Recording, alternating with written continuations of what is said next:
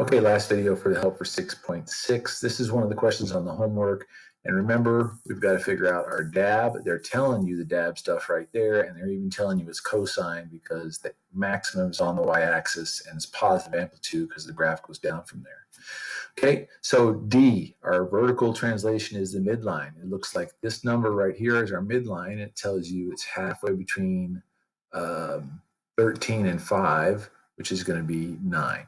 So our D is going to be 9, and then the distance from 9 to 13 is going to be 4. Our A, let's see, D equals 9, A equals 4, and it's positive amplitude I told you. And then what is our B? Now this case right here, this is kind of a little bit different. Let me erase some stuff. Okay, let's get back to red right here. Now, distance from peak to peak. There's a peak and there's a peak. What's that distance? That number is 12. Okay, so 12 is the period.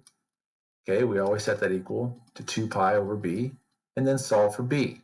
Using the trick we learned last video, we say b equals 2 pi over 12. We switch these two places, and then simplify. That looks like b equals pi over 6. Boom, there's your equation.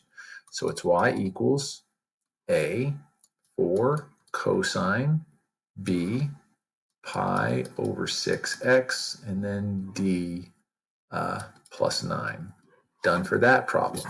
Now let's go down to the last one, a little bit more difficult. I just took a couple of pictures of, I hope your numbers are different. I took a couple of pictures of my, when I did this on Pearson, just to show you how to do the numbers.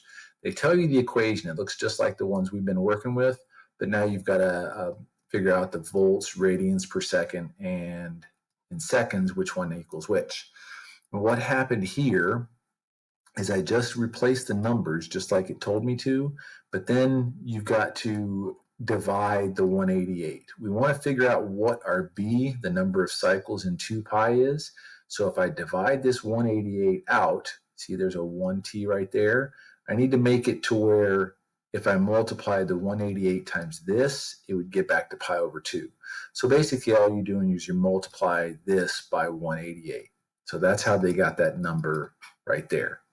And then I leave the rest of this homework question for you to figure out and look on the help to figure out which one of those makes sense. All right, that's it for this video.